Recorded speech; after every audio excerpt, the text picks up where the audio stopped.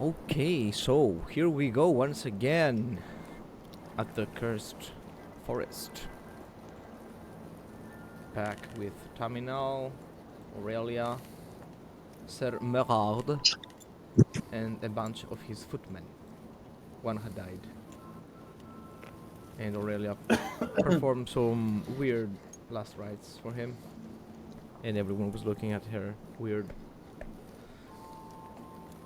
You defeated a ghost and a bunch of skeletons. These are no longer here. And you saw the ghost just like a wisp go towards the forest, deeper in the dark, gloomy, shadowy trees. Terminal comments. Forests are beautiful at the day, but in the dark, they can be terrifying. Without the ghost, even. Considering we're in a place called the Cursed Forest, should we probably get a move on before, that thing comes back? What time of the day it is now?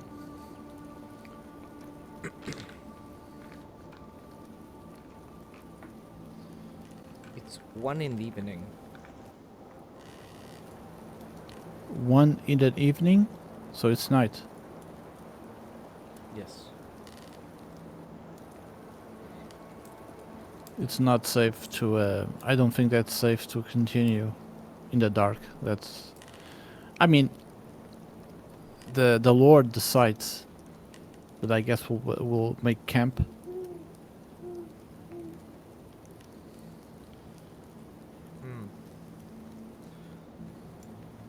The Lord was quite beat up. And Yeah, maybe sleeping would help. he decides that you should hurry out of the forest. Because, you were aiming to hurry anyway, so...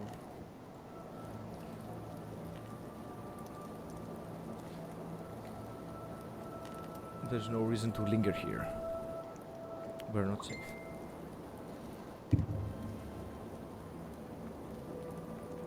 We have no time to spare for the perils of this forest.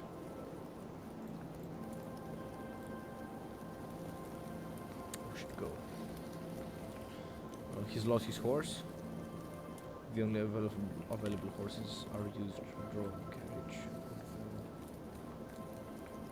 All the objects you need, provisions, tools, tents, weapons, everything. Even gold. The Lord that respects themselves never goes anywhere without any gold.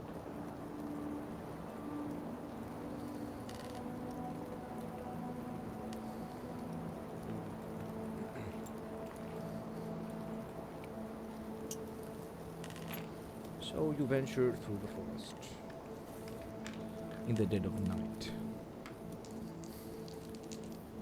I picked Oh, my Warhammer dice accidentally. Now, with my Dungeons and Dragons die.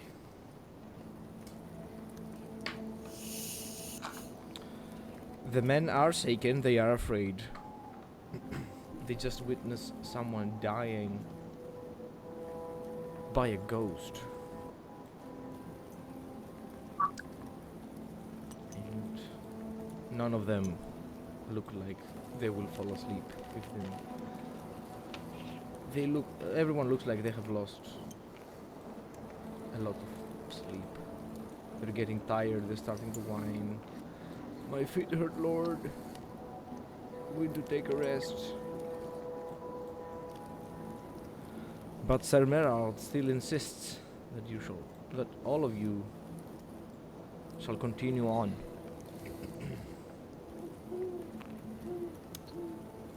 Terminal looks disapproving to the Lord, but doesn't say anything. Aurelia kind of just questions what. Like she wanted to get out, but if the men are tired, then it would be a bad idea to just rest for a second. But keeps that to herself.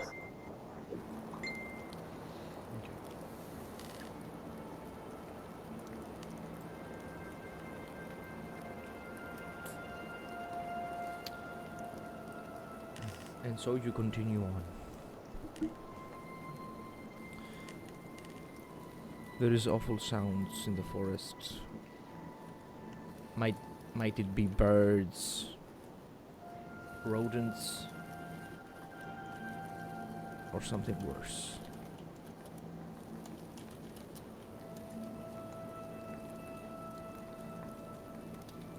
One of the men swears that he heard something like chanting, something like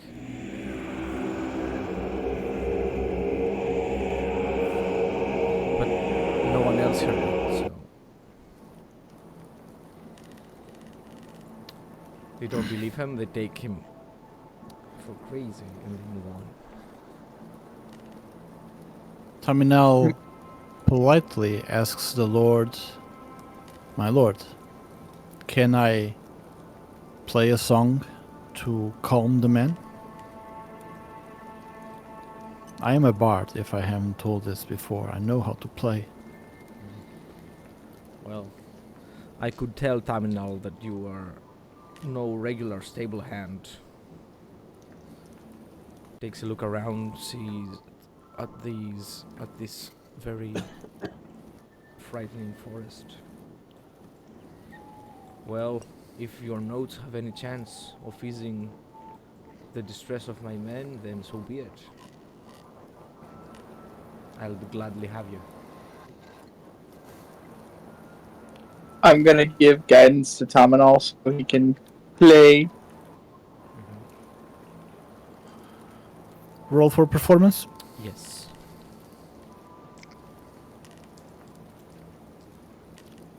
$18.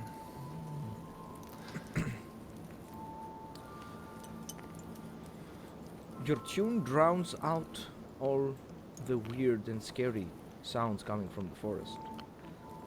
The men tune in, humming. Some of them also know some of the lyrics and sing along. And they pick up the rhythm. This music makes everything a bit better. Makes it less scary, makes it less frightful. Takes the edge away for a little bit.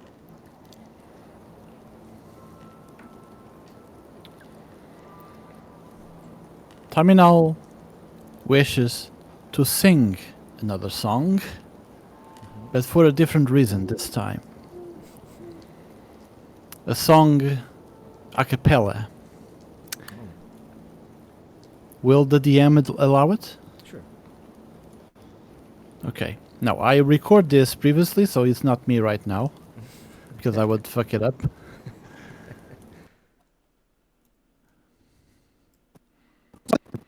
Are we gonna hear "Where in the World is Carmen San Diego"?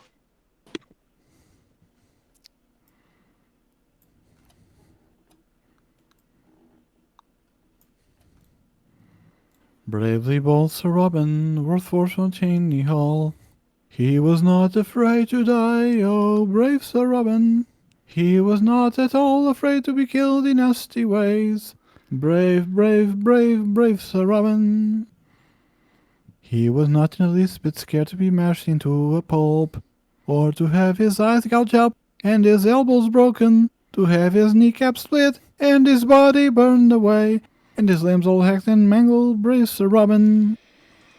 His head smashed in and his heart cut out, and his liver removed, and his bowels unplugged, and his nostrils ripe, and his bottom burst off, and his penis...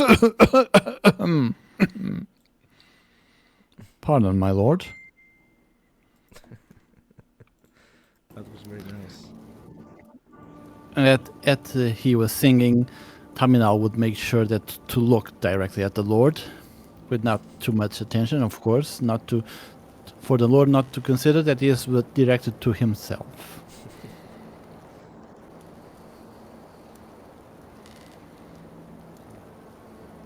Like Aurelia's just thinking to herself, she's like, dance, but understands what this, like, she's trying to understand what the song is about.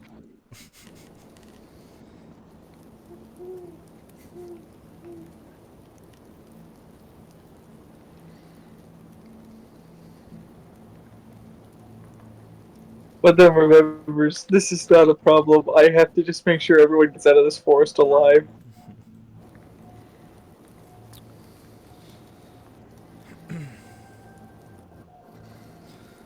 The forest still holds perils for you indeed. Right beneath your feet, skeletons spawn right out of the ground, all around you. Again, I thought that okay, for like a bit we won't have any other fight, at least till the morning, till we arrive at our destination. But I was wrong. That's what everyone hoped.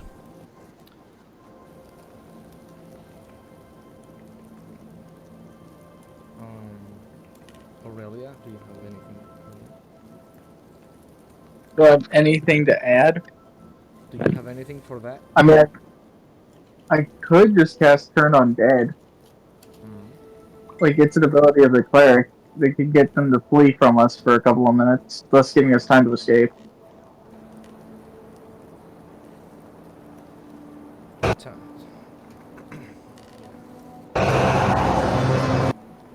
like, she immediately reduces her holy symbol to try to, like, turn the undead away. Turn the undead. Yeah, this is like, I've never used this ability before, and honestly, I was gonna use it last fight, but then I'm like, I'm not anywhere near them to do it, so now I am. Alright. So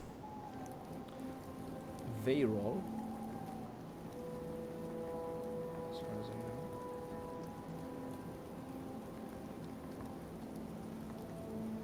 So they if they can see or hear me within 30 feet, they have to make a wisdom saving throw. If they fail, They are. a turn creature tries to move as far away as possible. So you witness. Describe how the divine energy curses these creatures away.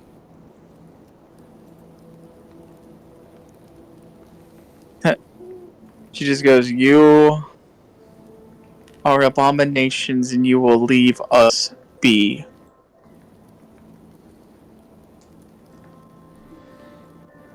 And so, rays of divine light sour all of you, and the creatures turn heel and run away.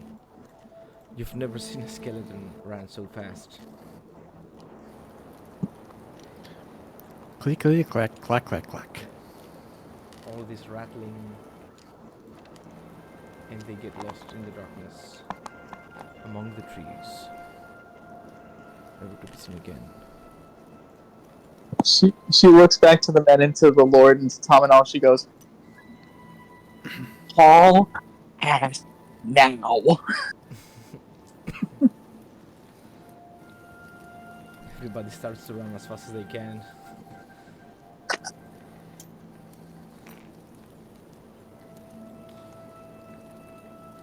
I want you to roll a Constitution saving throw. Oh no! 20? Yes.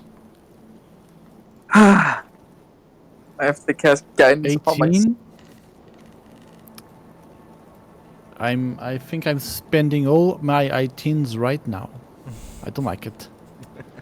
Let me look here. I got a good con. Aurelia's got a good con, but I shouldn't say that right now. Does Constitution Does Can I use constitution and endurance mean the same thing? Yes. Okay, then I have my modifier. It's 18 plus 3, 21. In regular D&D, it's Constitution. In the Elder Scrolls module, is it's Endurance. That's why. Okay. Okay, well, I guess I got this. 20, nat 20. Okay. Nice. She's like that one maid from The Promised Neverland, just running. Just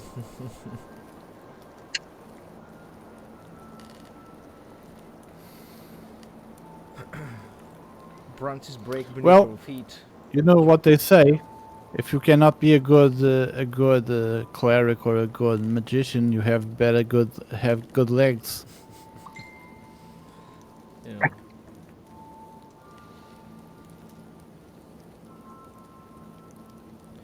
A coward's mother never cried, only from happiness.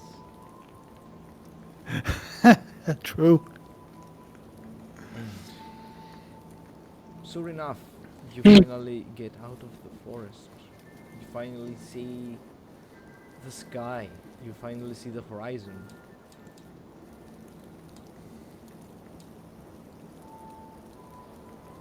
And you see the first rays of the morning sun. It's close to 7 a.m.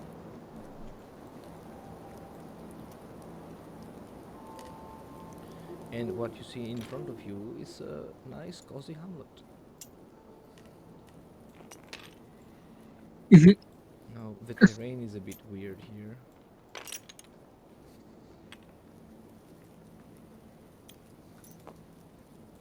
So I'll try to keep my cool as much as possible.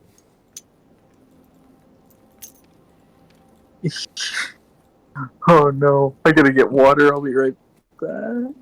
Or no, I just need to turn this down a little bit.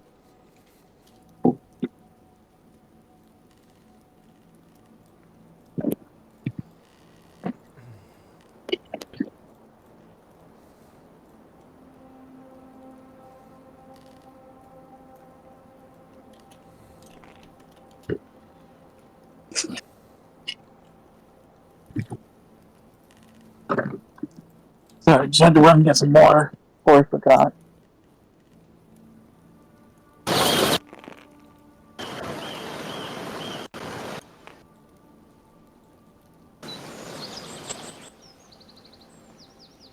I'm going to.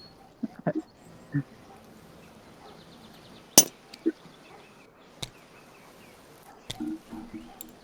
was an accident. The hill explodes. Holy crap!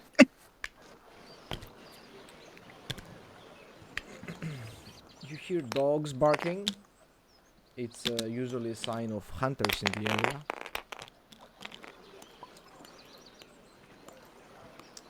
And you are indeed greeted by what looks to be one of Lord Ceres' servants.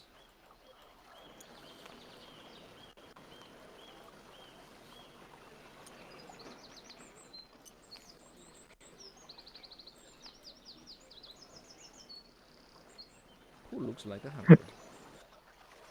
They're looking at us like, they're floating in midair! How are they doing that? Gravity Don't they know gang. that floating is forbidden? Yeah. Tomino and Aurelia have decided that gravity gang. Screw gravity! Gravity just doesn't work for me anymore. Gravity is just a suggestion. Oh god, we're fusing. We did the fusion dance. We are the cleric bard. The cleric bard. Or the Clart. Clart. Clart! Okay. This is Ceres.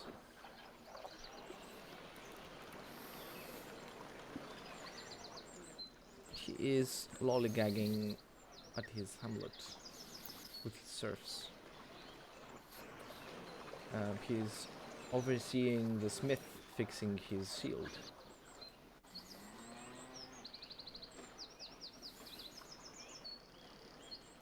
Hmm.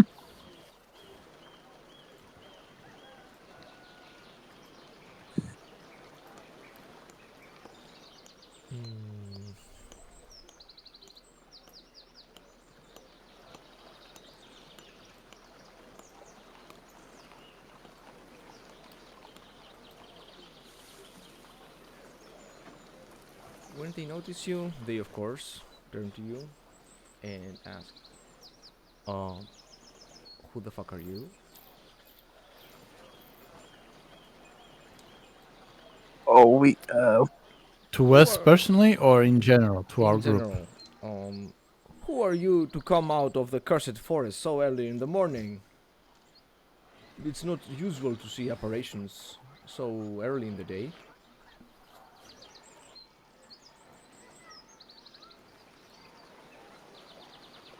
we come with Sir Rain, who wishes to speak with you.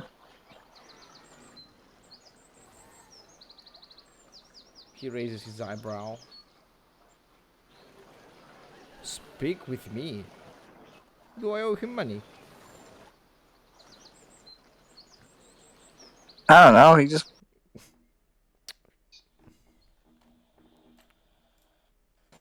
Misclick, damn it.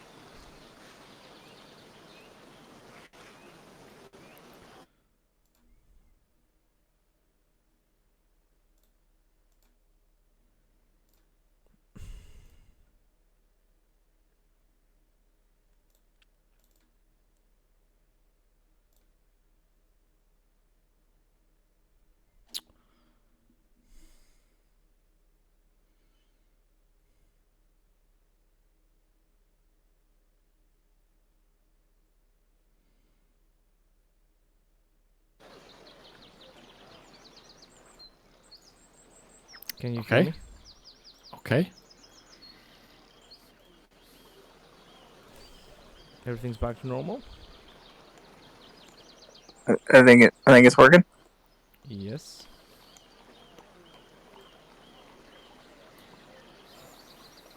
Check.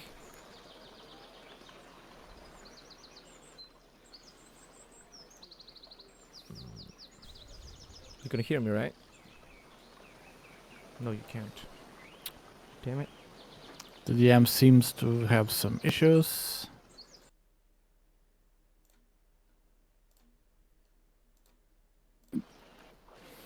Yeah, it's the state chat for some reason wants me to connect and disconnect. We have some trouble hearing you. Can you hear me?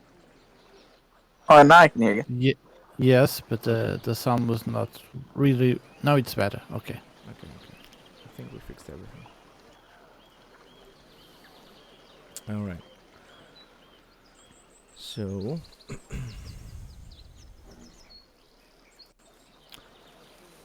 once your sir wants to see me, do I owe him money? She looks back to Sir Rain and she goes, like gestures, like this is the point where you need to say something. Well, Sir Merald is very tired from all this shenanigans in the forest. He takes off his helmet hastily, walks towards Sir Cerise. You owe me an explanation, sir. And you can tell by the look on his face, Sir Cerise is very confused. He obviously doesn't recognize this person and cannot understand why he owes any explanation to anyone in his own hamlet, and if anything. Taminal approaches a bit without making the others believe that he's trying to interfere one way or the other. And Sir Merald will start asking questions about his sisters visiting his house. of the two lady brawls in question. Their names being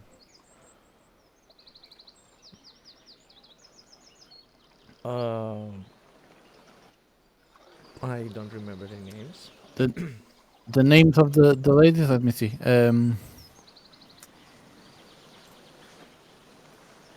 So Ariel in Okay. Adiel and Dorothella. Okay. Okay. Dorothella. I think it's Dorothella that was in Ceres' house. I think Dorothella was the older one that is rumored to be in his house, and Ariel was the one that definitely was.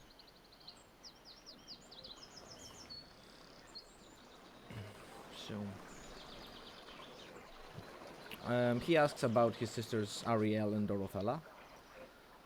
And Ceres openly agrees to the fact that Ariel was in his house. It's been quite some time though, it's been half a moon that he's been here. And there have been other ladies in his house as well. He cannot recollect all their names and asks Sir Merard to describe his sister so that he may see if she's been in his house.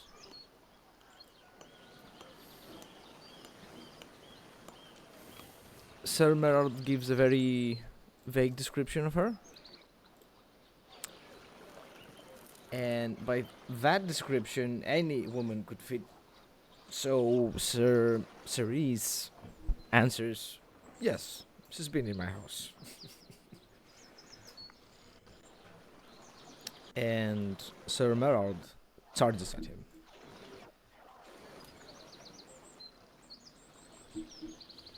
And goes to tackle him.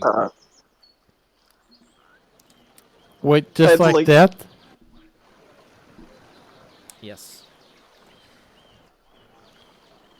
Terminal tries not to laugh. So Aurelia's gonna give him a bless, even though she shouldn't. Okay. The Skyrim space program will be a thing. Let's see how this goes. Terminal looks at the other members of the party to see if any of them is going to interfere anyway. Well, the footmen are themselves extremely tired and not willing to do anything really. Cerceris men, of course, take a step in and try to intervene, but what happens is, despite the surprise, Sir Merard's exhaustion doesn't allow him to overpower Cerceris for long, and he's kicked back.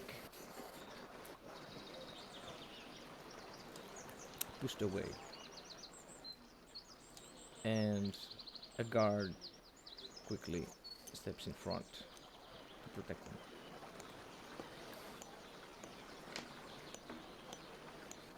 And Sir Merard is still fighting, though the guard is keeping him back with his halberd. The insults Sir Merard is hurling at Sir Cerise include bestiality, many ancestors and past figures, a few kings, and the rich men. The rich man. Oh, Yes. so Aurelia just kind of sighs annoyed,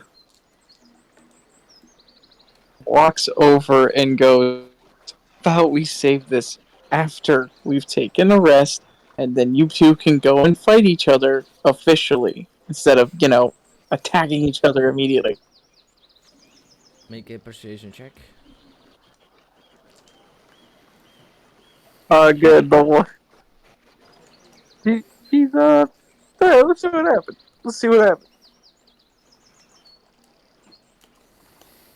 I have low expectations.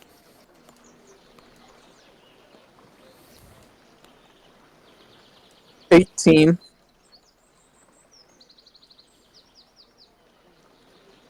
Okay.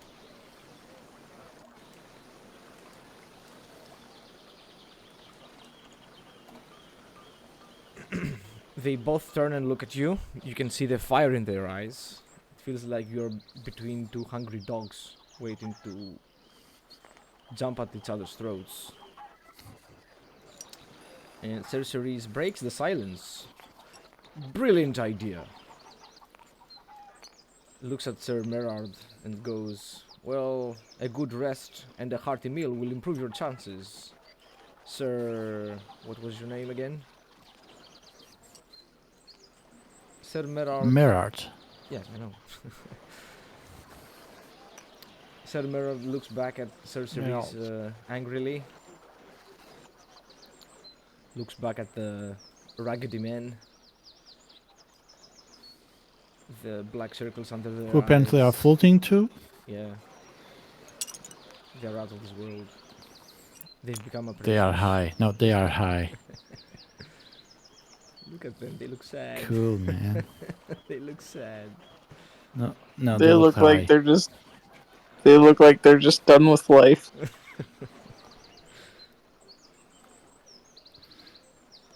And agrees to Like, have I some just rest.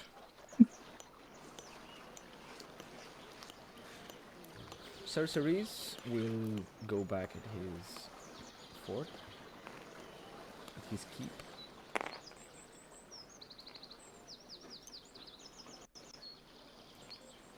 Oh, that's going to be new. And would accept Sir Merard and his retinue as well, but his behavior was more on par with the peasants, so the barn it is.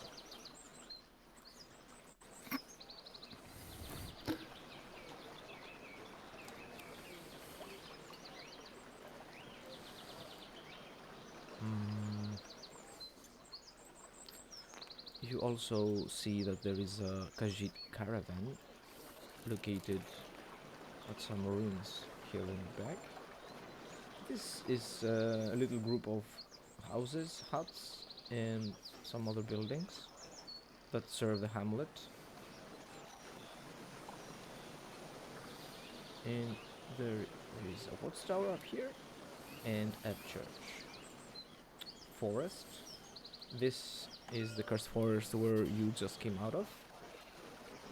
And pretty much that's the hamlet. It's not a lot of people. It's around 50 people outside the hamlet and another 50 inside, with the 50 serfs and around 20 something soldiers.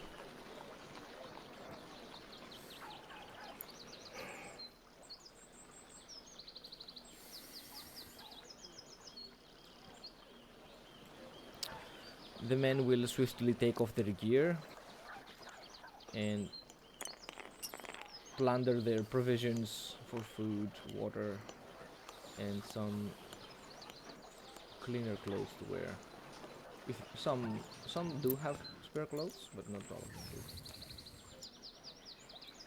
Time now goes taking care of the horses to feed them, give them water. He's after all, he's working as a stable boy. Yes.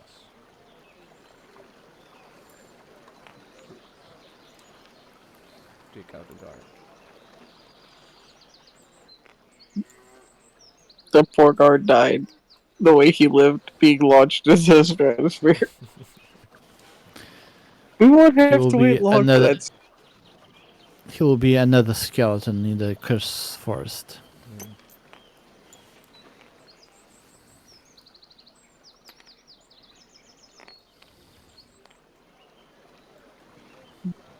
But really, it's just gonna like look for like Like, I'm just gonna look for a nice little comfy place to sleep. Mm-hmm. But first, I want to check out that Khajiit caravan.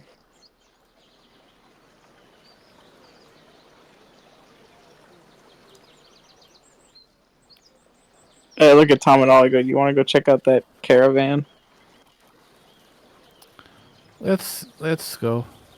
They might have something to sell. Something interesting, maybe.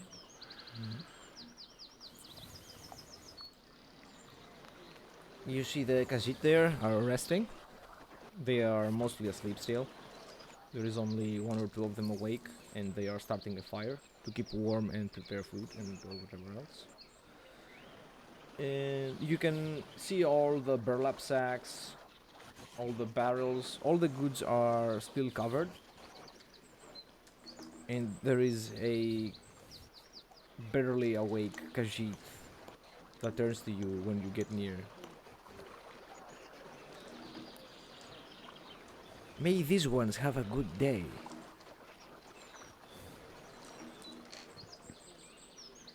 And may the divine smile Terminal. upon you. Terminal answers. May the road lead you to warm sands, my friend. Mm. The Khajiit smiles. Terminal asks, "Do you have anything to sell?" Khajiit has wares if you have coin. Of course. And this specific one shows you a collection of fine garments suited for a king. Mm. Robes, furs, shoes, hats. A very good selection of threads.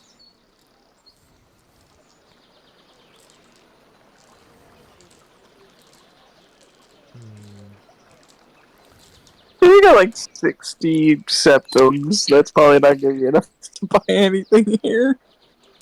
60? It's 60 septums, probably not a lot to buy. That will get you a nice pair of shoes. Hmm. Do I get the Tims? Does Aurelia get them Air Jordans?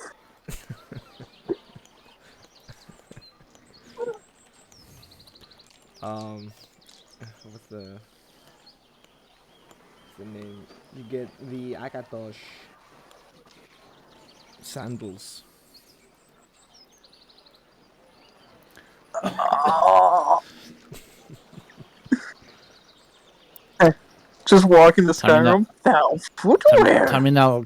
Terminal comments, "Akatosh sandals," and then he imagines a dragon god wearing slippers at home or something like that, and then smiles a bit.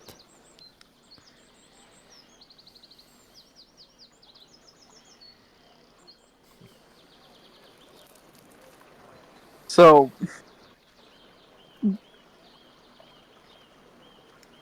hmm. Aurelia's thinking, or I'm thinking.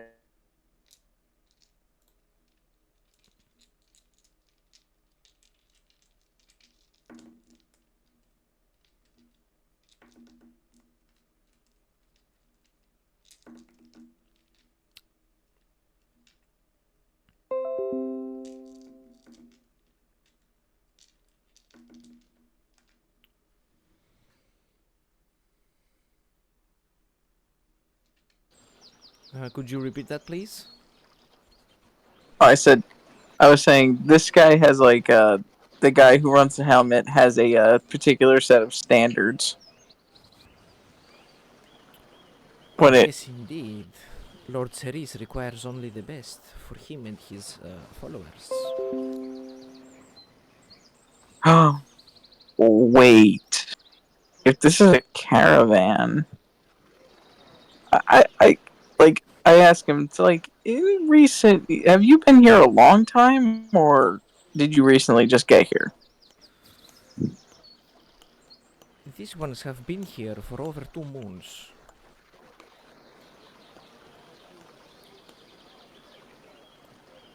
Have you seen the girl that, like, I give him the description of one of the sisters? Which one?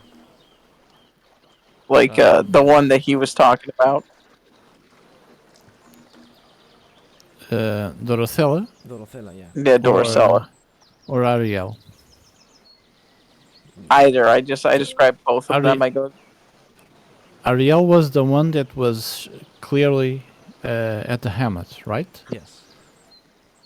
But Dorothea is what Sir Merard believes that he believes that she was there too. Well, he wanted to find out, and when he described her to Sir Cerise, he said, yeah, she's been here. But you could tell that the description wasn't very detailed. He described a woman, basically. A woman in fine gowns and jewels in her hands, like Yeah. pretty much every noble woman in Camlorn. The Khajiit will try to remember. This one has kind of weak memory. This one can be helped a little bit if these ones know what this one means. And he puts his hand in his pocket and kinda fidgets with a few coins. You can hear the clinking sound they make. Shiny, clinky sound. Taminal asks, how much? And then he raises his hand, like making 5 fingers, or 2 hands, 10 fingers. The Khajiit will take the 5. Taminal gives 5 gold.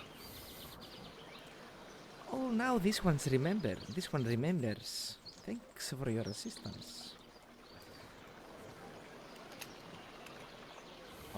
He kinda taps on his chin, takes a moment to think. There have been many noble ladies around these parts, none of which looked like what you just described. This one believes the woman you are seeking has not been here.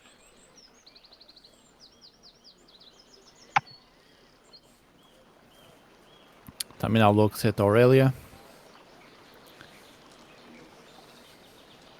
then I look back, I go, so that means she was never here to begin with.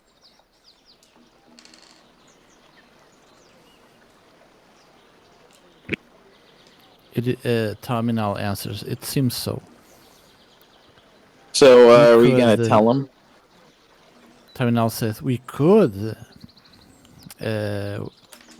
explain this to our lords, or we can shut the hell up and watch a duel. What do you think? It's like Aurelia's thinking. She goes, it would be improper not to tell the truth. But you didn't exactly ask many questions. Taminal then says, I don't think he cares about the answers. Have you noticed that he just lunged at Sir Ceres? He just wants an excuse to fight. Okay, then we'll just keep this to ourselves. Yes. Do you want to make a bet? Taminal asks Aurelia if she wants to make a bet of who wins. Aurelia goes, 5 septums on the lord of this hamlet. Done.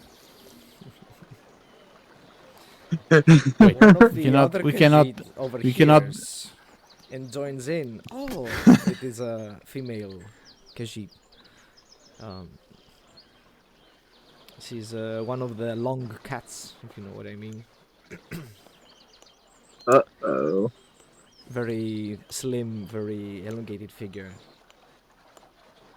A long boy. A Long fine boy.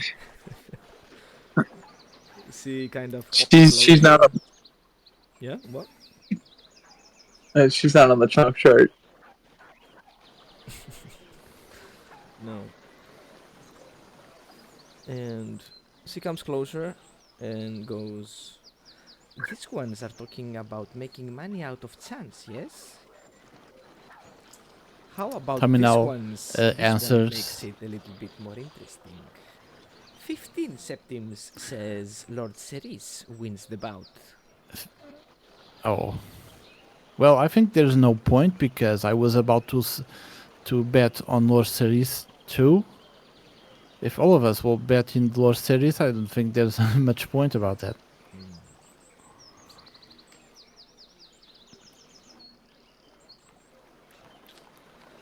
Oh, then there is no chance.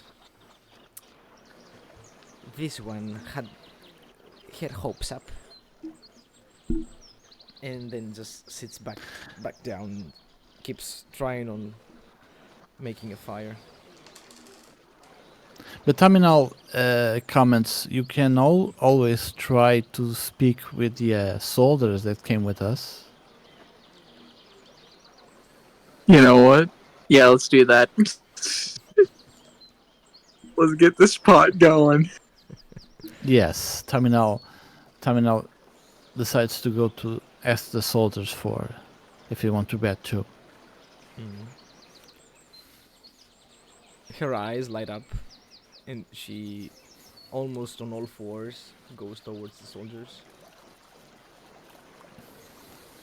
who are in Okay. this area.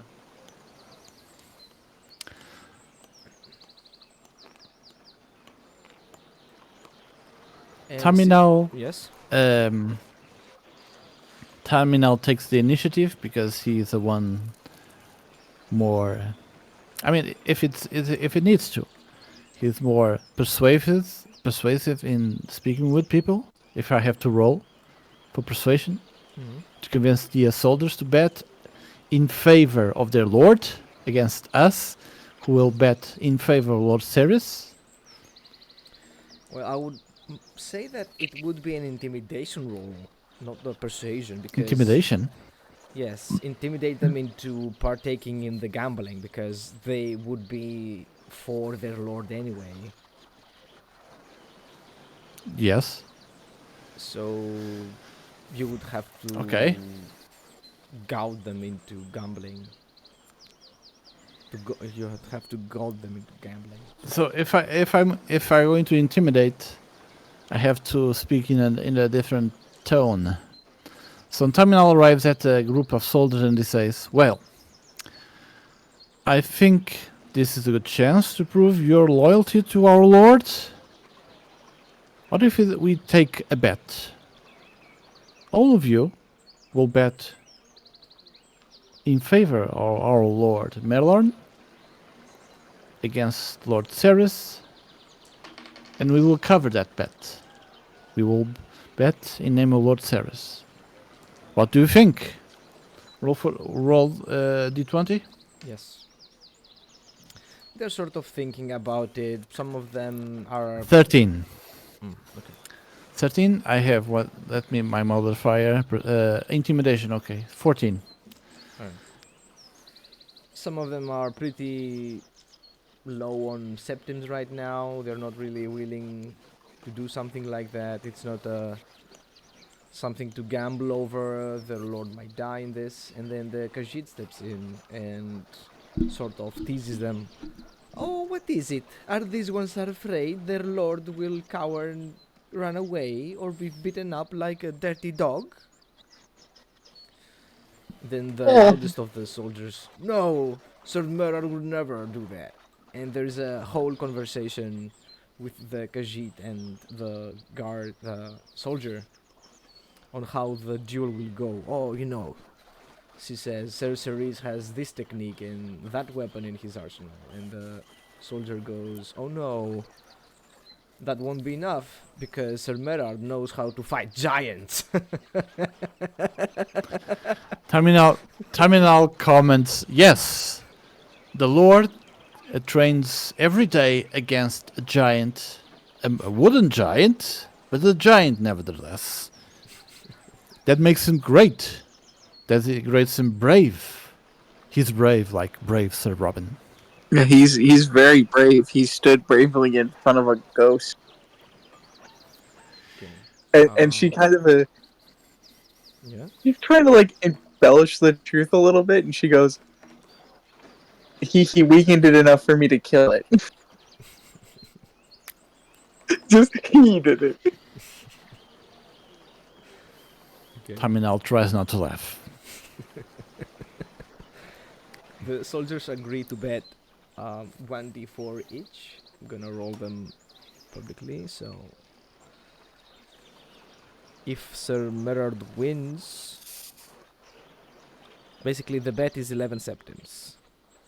Oh, I 11 rolled seconds, it on the okay. wrong chat. Oops. Eh? Oops. Dice tray.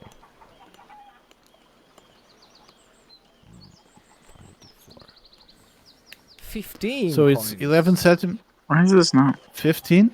Yes. Okay. So it's 15 each one. They will pay us 15 each one of the soldiers, or we will pay them 15 Yes. each one of us. Okay.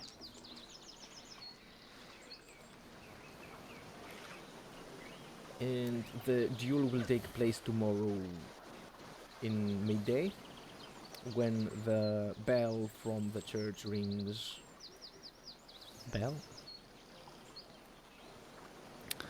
So it's tomorrow noon, a duel.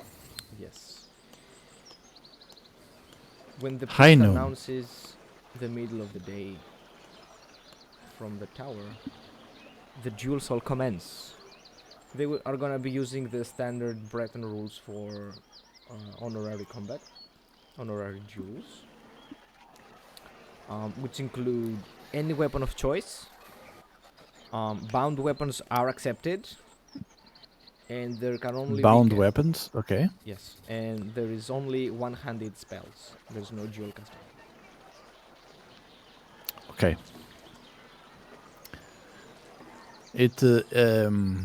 What is the conditions of for victory? It's to the death, or until the opponent is unable to fight anymore, or how is it? How are the conditions? Yeah. It's to. It's gonna be to first blood. First blood. Yes. Oh no.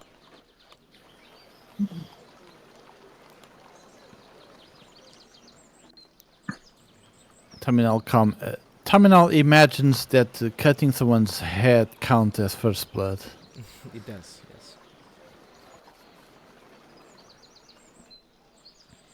Aurelia's thinking. It's like Aurelia.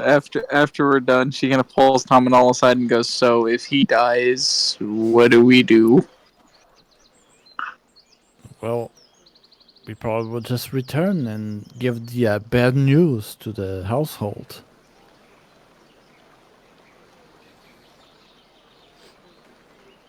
And We it have was, to.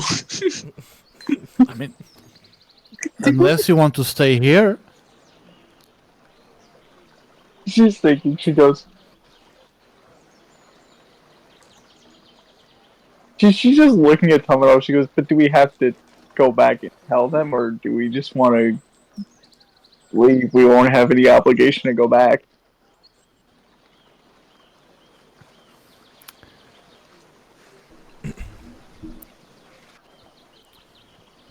Terminal comments. I still want to know what this all about. I would like to find out who that person who gave me the letter and why. That is a That good person point. that person probably knows the family enough to expect that something like this would happen. That one of the members of the family would come here to confront Cerceres and probably would die or get injured or anything. Anyway, it would throw into disarray that family. And me, myself, intend to watch it and see how it falls. Without being caught in the middle, of course. She goes, like, Maybe really? it becomes a good story. Indeed. Hmm. Everybody Really is like, okay. in all of High Rock would want to hear something like that.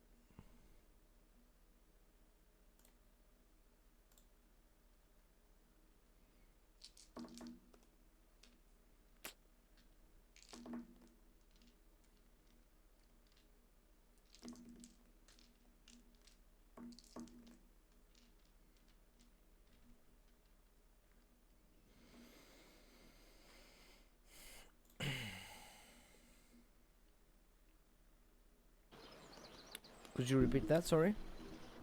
Let's try not to be blunt with them. You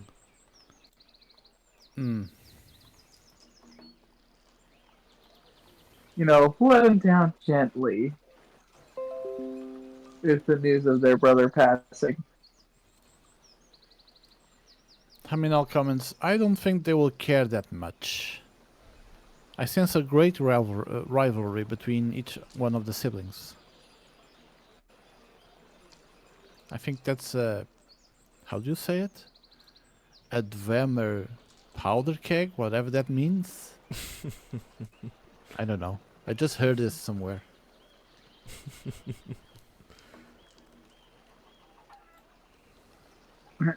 Aurelia just thinks, and she just goes, I mean, but still, we have to be a little kind, you know, give a little tact.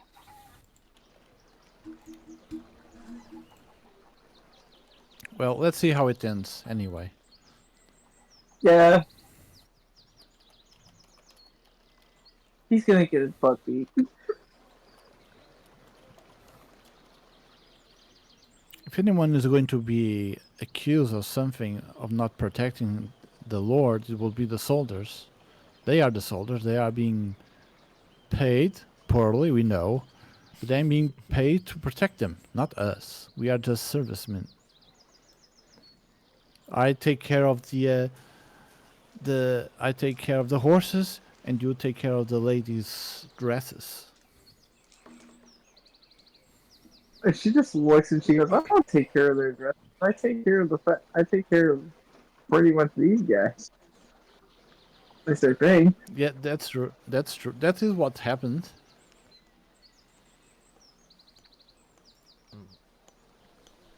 Like, she ended up being, oh no. She ended up being, you know, the combat medic.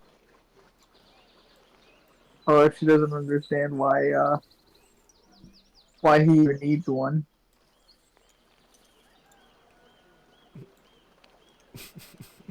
Damn it. But it really is like, I'd like to, you know, take a nap.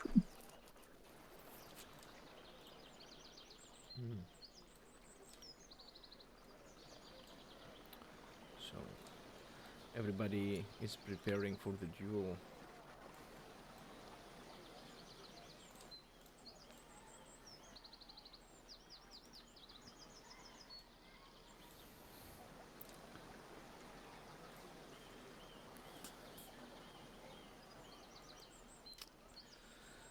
It is kind of a festive thing to have such an occasion take place. The children gather round, everyone wears their best clothes, the clean ones. There is good food, there is good music. The Hamlet bard goes up and sings some happy songs about how Sir Ceres has taken down foes in the past. And how Sir Merard will look like a fool and will be sent back home to cry on top of his tower, if he has one. Oh man, Or if maybe you he just can roast. drink on some of the cleric's wine and forget about his sorrows.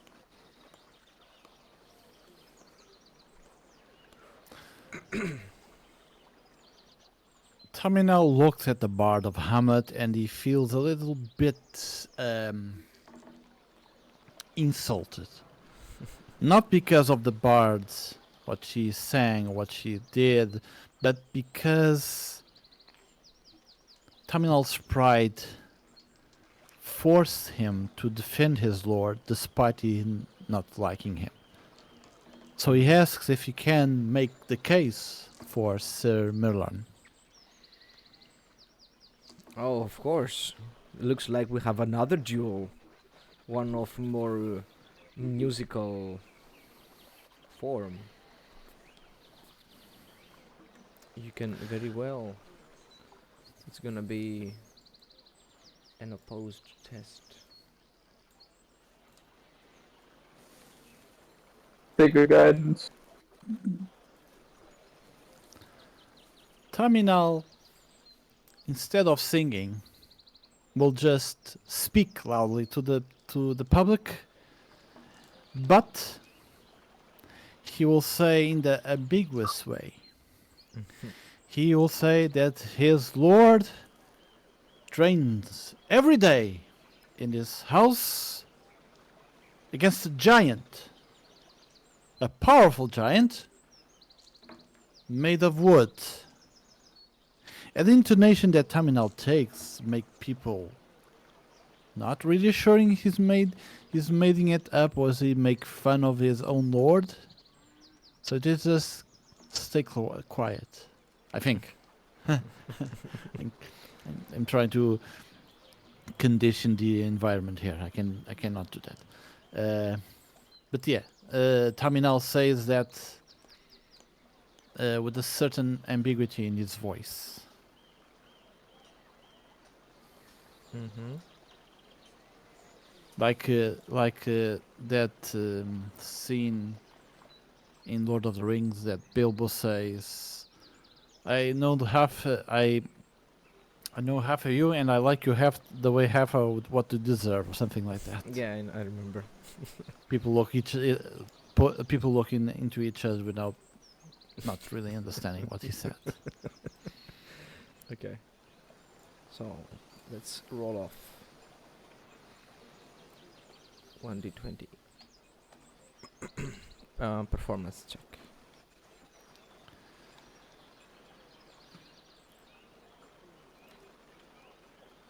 11 plus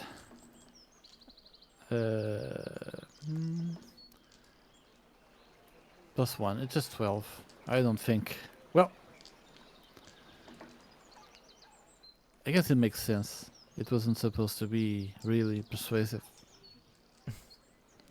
It's not appreciated. It was just to clock in. It's just to clock in. Well, Because people could be suspicious why a bard would not defend his lord. mm-hmm.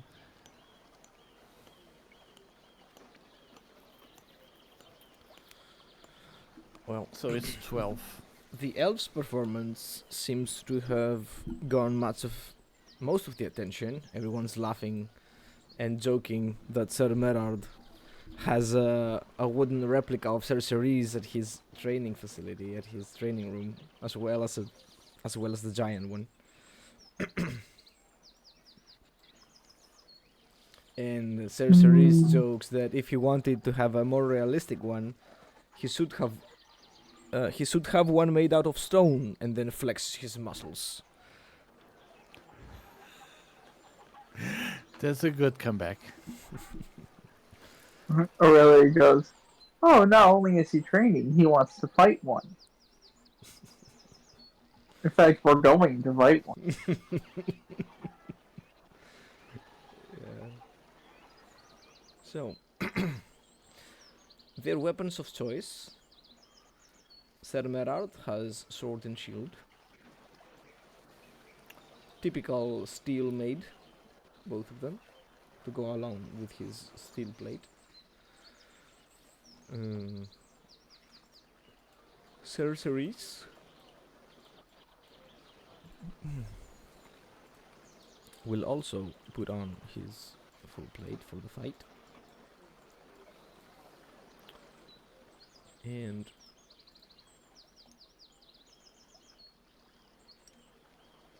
will wield his bound sword.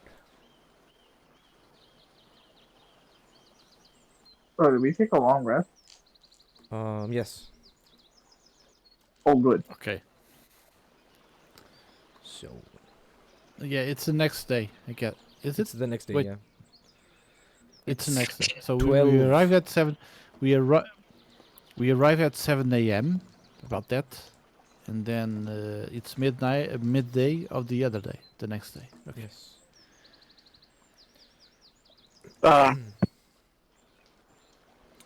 Once the signal from the church is heard,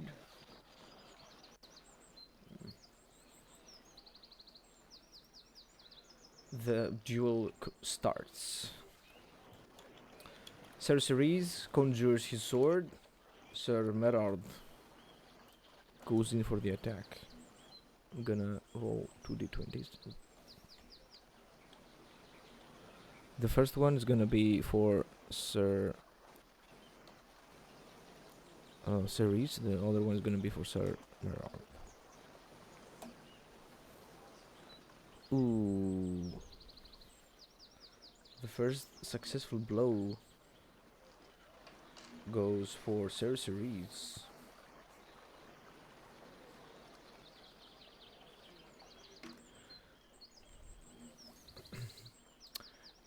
You see how Sir Cerise was expecting this quick approach from Sir Merard. He took a quick step back and hit Sir Merard with the bound sword right on the hand as he was attacking, scoring a strong hit, though no blood was drawn. Sir Merard finds his footing and resumes attacking. Now let's see how the next round goes. Again, the first one is for Sir Cerise, the second one is for Sir Merard. Damn. Tie. They lunge at each other. They lock swords. They bash each other with their shields, kicks, punches, headbutts. The whole thing.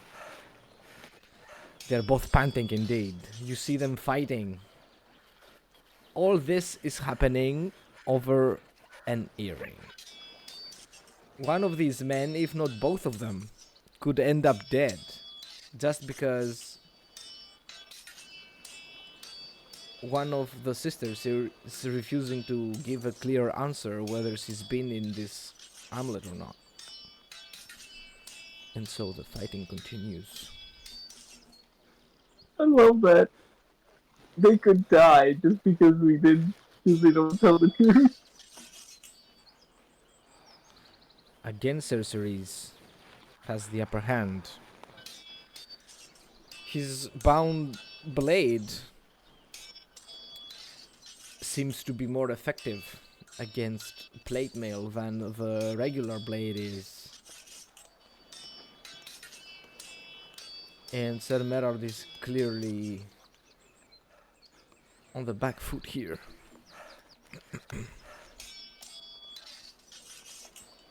This could be it. You see Sir Merard cornered. Sir Cerise has the upper hand, and Sir Merard strikes back. With a nice parry and a strong shield to the face, pushes Cerceris back. Did you see Cerceris' helmet dented a little bit? If he wasn't wearing it, for sure his jaw would be broken. That was a nice blow.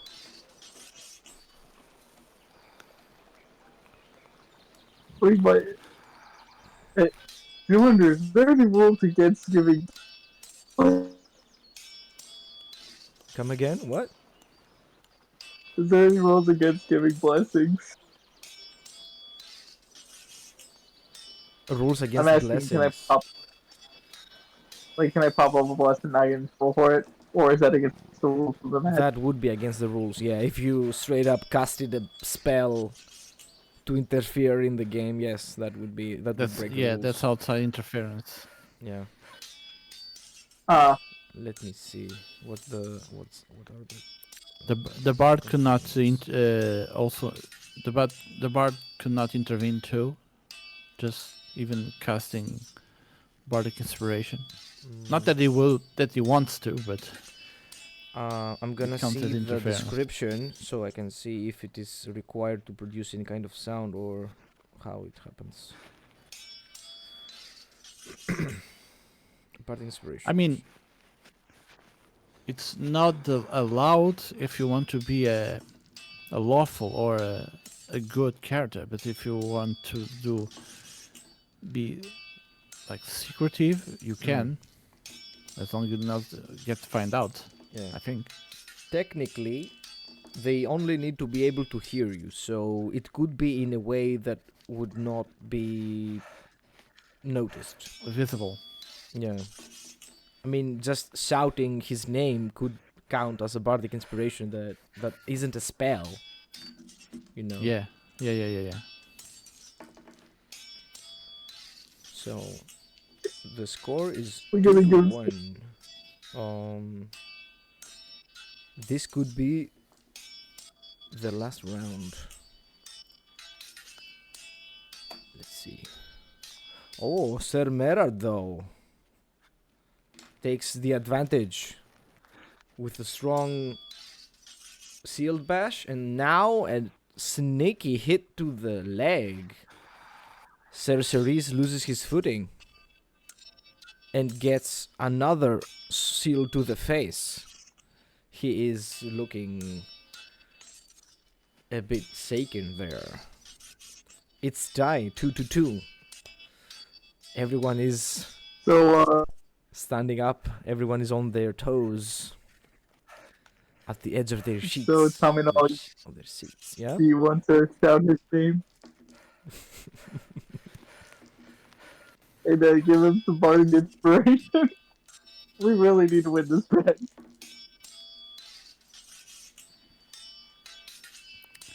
Terminal considers that, but he looks around and he doesn't want to be caught. So he just has to stay quiet. And Damn. So, if it's not a tie, this will indeed be the last exchange. Let's see. It's Cerceris. He finds his footing and catches Sir Merard charging. He sidesteps, trips him, and has him at his mercy. Sir Merard, too tired to get back up very quickly, is at Cerceris' mercy. The bound blade touching his neck.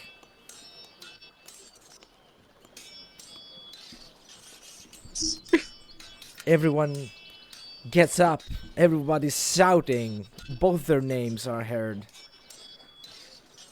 The elf bard is, of course, commending Cerceris for being victorious, for showing the damn spoiled aristocrat of the city that the Baron of the Hill knows how it's done.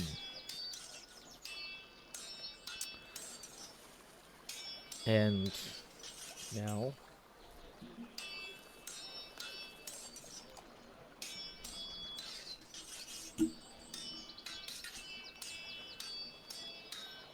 if it's over 50, Ser Merard lives. 12. Cerceres Oh, sinks his blade into Ser Merard's throat. Ser Merard twitches, and soon enough, he stops. His limbs lay on the floor, just hang, and there is a puddle of blood forming around his head. Hold on, I'm a cleric. I got this. Cerceres releases his blade, throws his shield to the side, his helmet to one of his serfs, grabs a large flagon of ale and chugs it. And everybody is celebrating, of course, for their lord just won, and the foot soldiers are, well, contemplating what are they gonna do next. Terminal pretends that he is like distraught about the loss of his lord. Unfortunately, I don't get Revivify till 3rd level, so I don't know if I'm gonna be able to heal him. It's he's injured, but he's not like it's not a fatal injury, is it?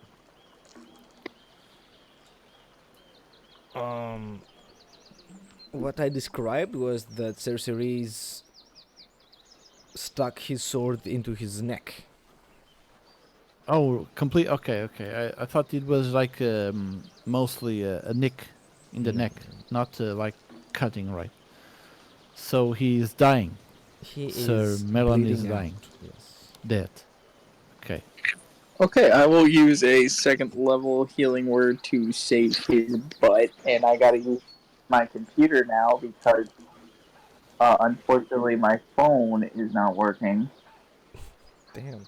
The machine spirit. Yeah, my machine spirit decided that because. Oh my god. I haven't updated this in months, so now it's gonna. Terminal decides to cast Cure Wounds on. Don't worry. No? Yeah, I'm trying to get the dice roller up and running, but all right. So I'm just gonna cast 2nd level because I need to save we gotta save his butt so we can bring him back to his sisters. Mm-hmm.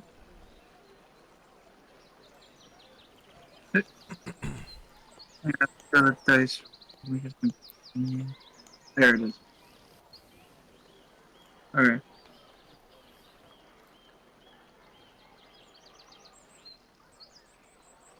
Well.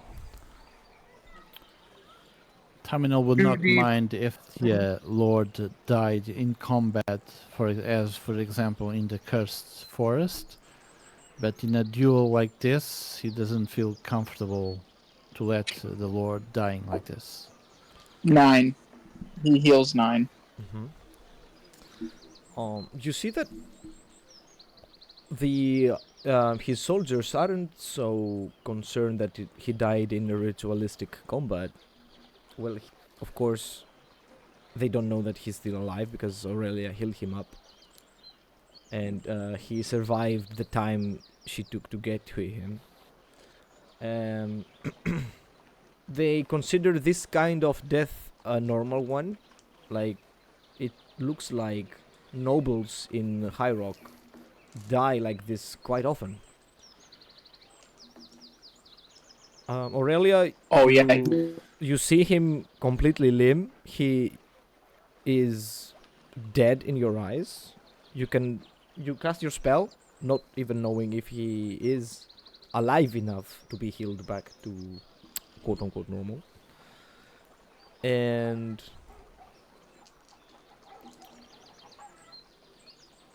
you cast a spell. You imbue him with the healing energy of Kinnereth. Of Kinnereth, right? Yeah, Keenereth, yep. Mm-hmm. And after a brief moment, you hear gurgle, blood dripping down his helmet, and you can hear him breathe. And his arms just jolt up. And he lies in front of you, blooded, winded, half dead. Still alive though. I just look at him and I go, "Are you okay?"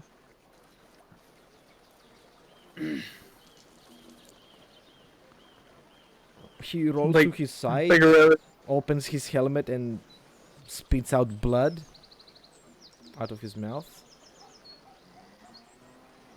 He seems very angry. He's very distraught about what happened.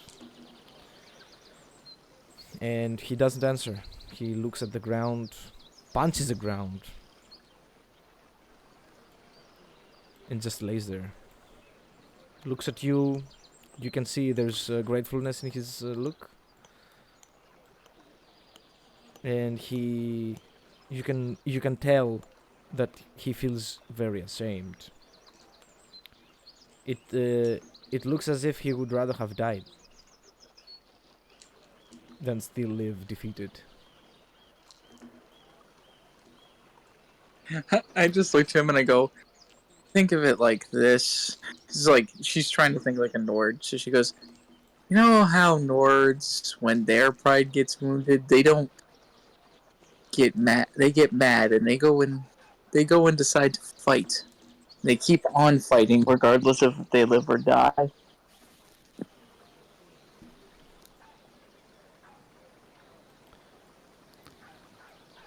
Perhaps you're right. I have to keep fighting. Like, yeah, it was this humiliating? Of course, but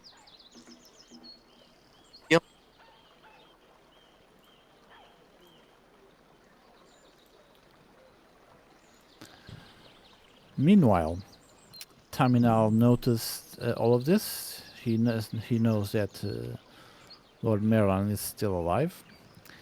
And he also noticed that the soldiers, as the DM said, wasn't like that sad by believing that his lord was dead. Sometime I'll go talk with them because now they owe him money. But he has an idea. Terminal wants to talk with all the soldiers as a group. Can I do that? Mm-hmm. Okay. Terminal says, well, apparently our lord lost and he was injured near death. And you, gentlemen, owe me money. Now, I have a proposition for you. Maybe this I have to roll for persuasion, but I want to say this. I have a proposition for you. I will forgive the debt that you owe to me, and I will pay the bet that you did to Aurelia and the Khajiit.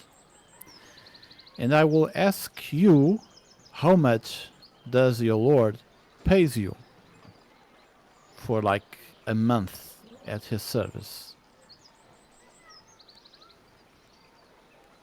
You just want us to tell you our wage? Yes.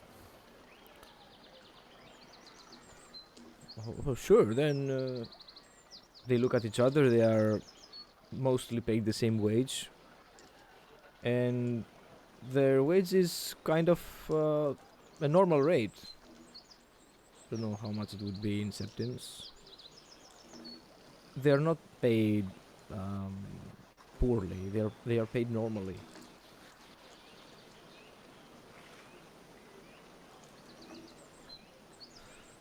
whatever. What was the character? Whatever Bjorn was saying seems to have been kind of bullshit.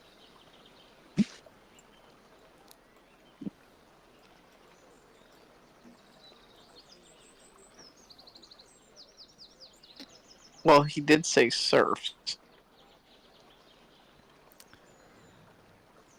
Terminal has this idea that if he could, he will pay him, the soldiers, for for some type of protection or some type of battle in favor of Terminal or Terminal's party. But if he cannot pay them full time, then Terminal will try to convince them to fight for them at least once at one occasion. That is a condition of forgiving the debt of the gambling debt to him. Yeah, they all agree. One's so happy he's doing flips. And they say that they will assist you in battle if the need arises. Without a doubt.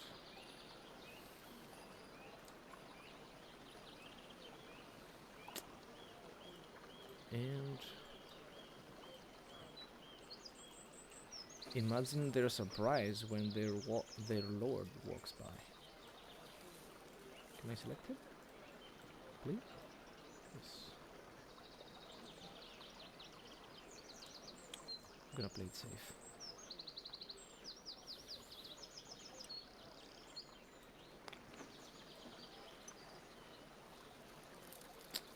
He walks by, a slow pace, dragging his feet. The walk of shame.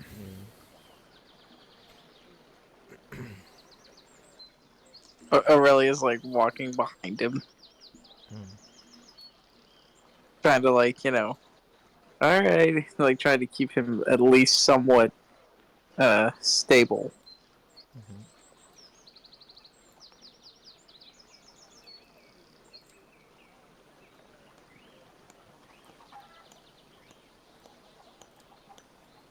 He's gonna be okay. His pride is more wounded than his body right now. Terminal asks directly to the Lord if he still intends to go to Skyrim and fight a giant. He tries, of course, to disguise the sarcasm on his voice.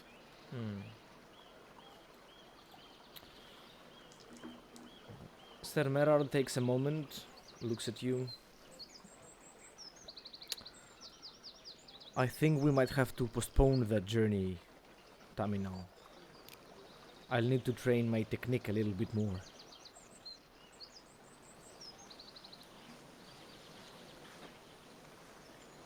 And Oh, really? You'd be like, yeah? don't worry. You were fighting a lord. I bet a giant's way easier than that. And to be fair, he did a pretty good job. It was It was a almost pretty comeback. close match. Yeah. He It was a almost made pretty the close comeback. match. So it's not entirely impossible for him to fight a giant. Of course, not all giants are the same. I mean, This guy, if he's listen, lucky, maybe he won't die in the first 10 seconds ish. Oh, really is just thinking about him getting launched in the stratosphere and just going down space program.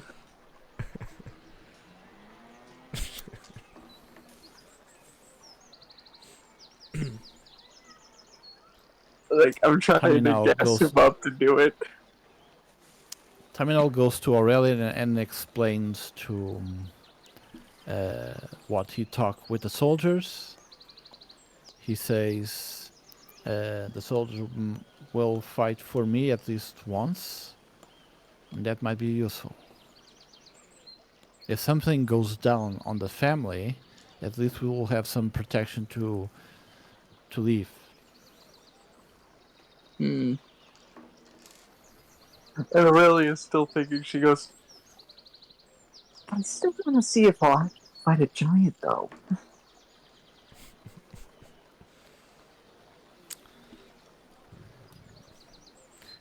You can make a history check.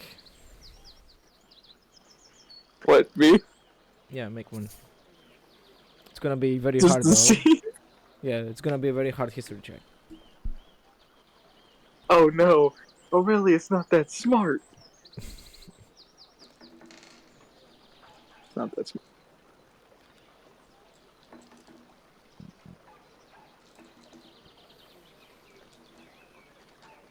Alright, let's do this. Let's see how this goes. 4. Nothing. I'm Yeah, with where are you hard. gonna find giants? Skyrim. Yeah. The only place you know of that has giants is indeed Skyrim. Just, like, she kind of looks and she goes, "Yeah, I bet if you were to do those same tactics, I bet they would work on a giant."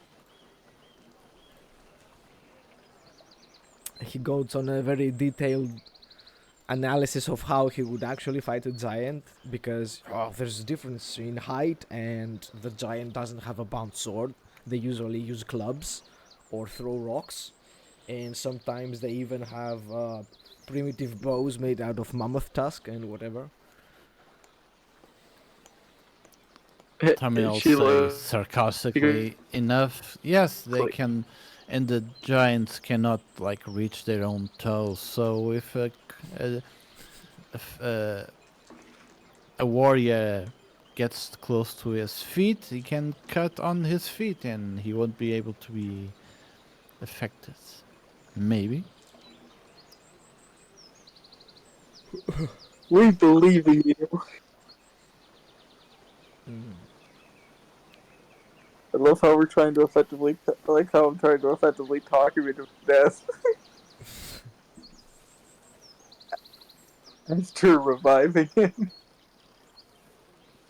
Aurelia, Aurelia is in this just to be able to watch the poor man being flung into the sky. Listen, it's She will happening. not allow him to die anywhere else or in any other way. Of You see course. that those you see those anime scenes that they have like the character is thrown into the sky and you hear the ping like a light in the far away. That's it. Yeah. That is what Aurelia wants to see. And, and Aurelia just kind of looks over and she goes, "Besides that, I think, besides that, I think it would just be," like, she looks at Tom and all and she goes, "Besides that, wouldn't you like to be at the Bannered Mare?" Taminal says no. Oh. I don't want to go to Skyrim. Too cold. I was tired of snow. I was tired of sand, but I also don't want anything with snow. At least not for now. Hmm. I like greens. We are in a good place. Green, it's full of greens. She then points out, if you go to the Rift, it's full of green.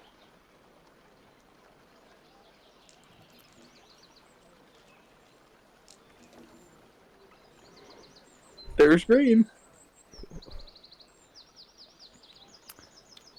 There's also a Taminal then massive asks the graveyard. Lord. And rain. And True. werewolves. True.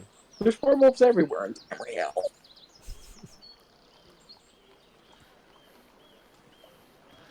Taminal asks the Lord, so what will my Lord decide to do next?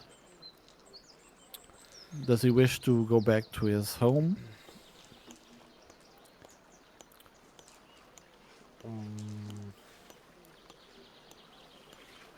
Well, excuse me. Now that this has been resolved, and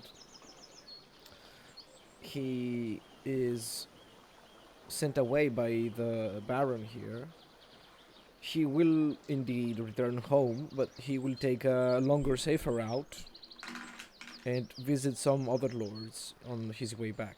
So instead of the journey lasting, let's say,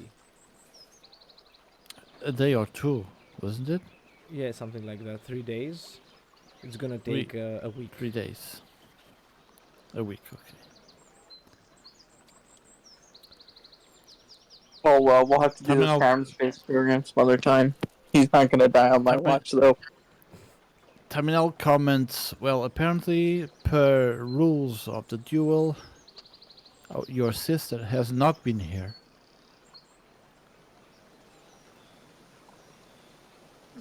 What? Well, Dorothea wasn't here. Ceres said that she was.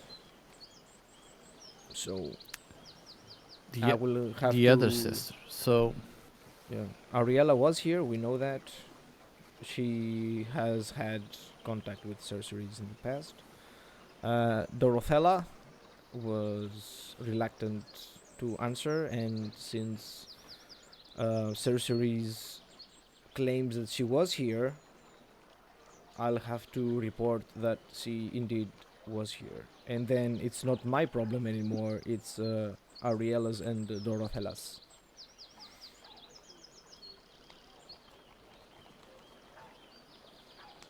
Because Ariella has a says problem. nothing. Yeah, Ariella has a problem with Dorothea having contact with sorceries as well.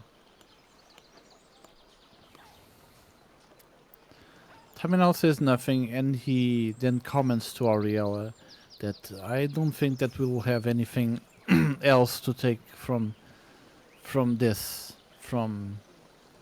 Merard. He just want to go back to home and resume his training against the wooden giant. Maybe one day we'll convince him to take a ship to Skyrim. Listen, this is going to happen.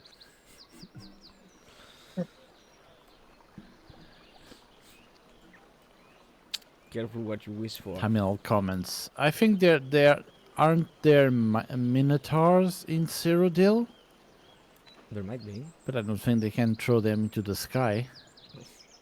Yeah, but that's what the point is, to send him to the stratosphere, not to send him into the sky. We need to send him to space.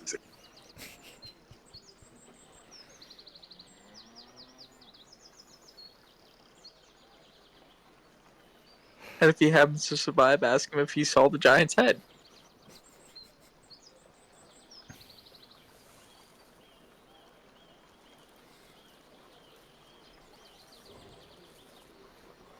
But right now, it's probably a good idea. We should probably go back to the hamlet and then ask more. Or go back to the Lord's house and ask more questions to the. Well, you can handle Yapatron, right? We can do that. But will he receive us? Will he agree to see us? I don't. Probably not. No, I meant go back to our manor and then ask the two Yapatron sisters what the hell's going on. Ask the sisters. Yes. But before that, Terminal will go to the Gajit and give her the some money of the bet. Okay. 15 septons. Yes.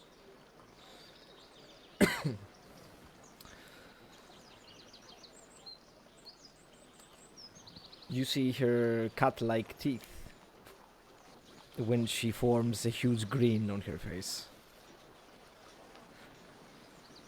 Counting the coins picking them one by one with her claws.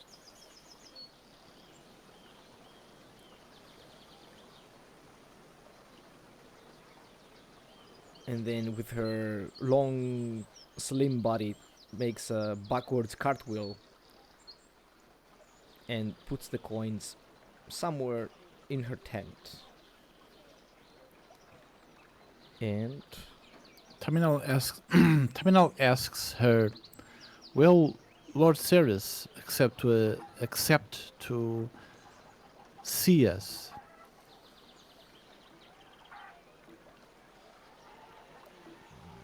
Myself and my friend Aurelia. this one believes the Baron would agree to have to give you audience. However, this one is sure that right now the Baron is either asleep from eating too much and drinking, or halfway there.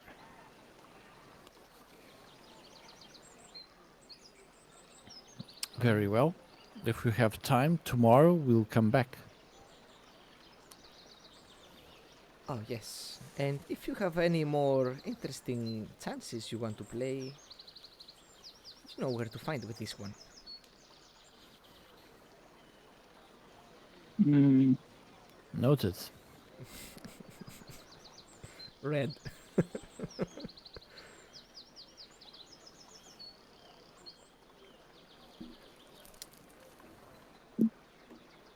Hmm. So he's drunk right now, or at least past drunk. That's what the Kashid believes. And there was a party on the keep. It it kind of seems logical that he would be drinking and eating. Hmm. What about that bar? Mm, mm. She spent some time entertaining the serfs, and Hmm. then Oh, went to the keep. we might want to find her and ask her if she's seen the two sisters. We can try.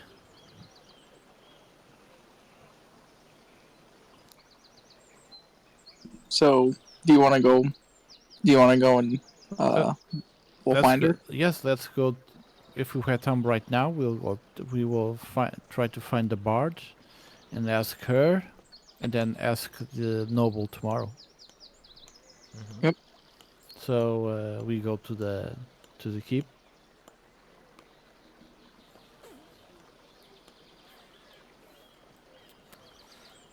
Yes, you are accepted inside the keep as guests,